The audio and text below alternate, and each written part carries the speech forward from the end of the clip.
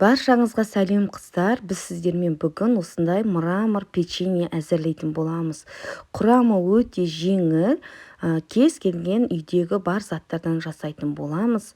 Сіздерге менің YouTube каналымда барлық рецепттерім ұнап жатса, лайк басып, комментарий жазып, қолдап кетулеріңізді өтінемін. Және қазақша каналдың дамуына үлес қосыңыздар. Мінекей бұл печеньенің ерекшелігі өте жұмсақ болады.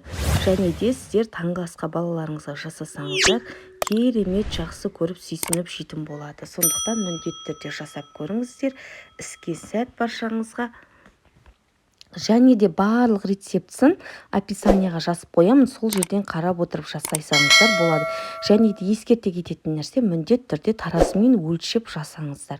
Ендеше кеттік. Бізге ең керектісі ең алдымен ұн. Ұнымыз електен өткізілген, мінекей дайын. Енді осыған какаоғымыз саламыз. Барлығының грамдары астында жазылып тұр.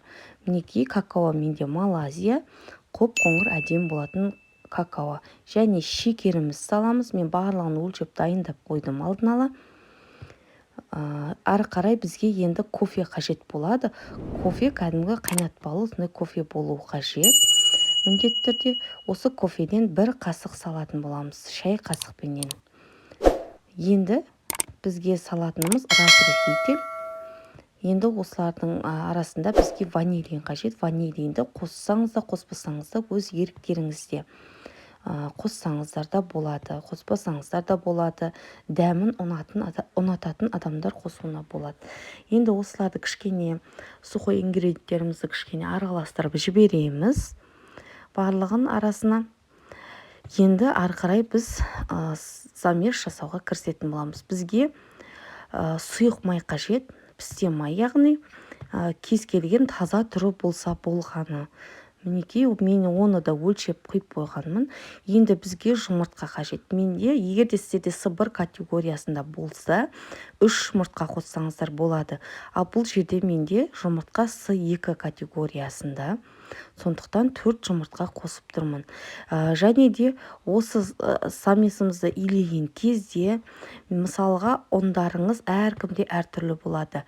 Егер де ұндарыңыз мысалға бір жеңіл болады, ұндардың салмағы, кейбір ұндарда салмағы ауыр болады. Соған байланысты ұнды барынша керегінше қосыңыздар.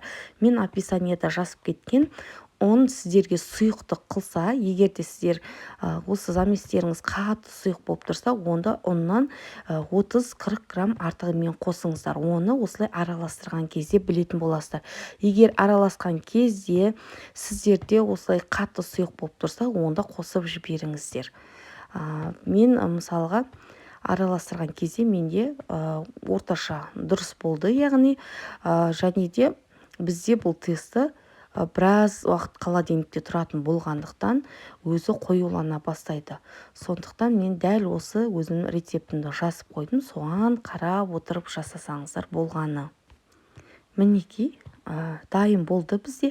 Енді бетін пищевой пленкамен жауып бұл тестімізді холодильникке міндетті түрде 3 сағатқа дейін қойып қоямыз. Сонан соң барып жұмыс істейміз.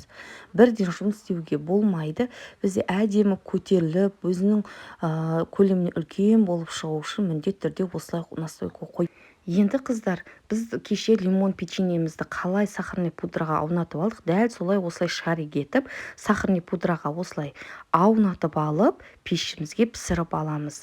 170 градуста 20 минутқа пісіріп алсаңыздар болады. Сол кезде сіздерде осындай әдемі трещиналарымен күшті болып шығатын болады. Сондықтан дәл солай жасаңыздар. Енді мен бұл жерде қалай домалақтадым, қалай сахарный пудраға араластырғанымды көрсеткен жоқпын видеода, себебі ол кешегі видеомызда тұр. Яғни екеуінің жасалу жолы бірдей. Сондықтан лимон печеньеде қалай сахарный пудраға домалақтатып алып айналдырдым сахарный пудраны, дәл солай жасасаңыздар болғаны, ешқандай қиындығы жоқ.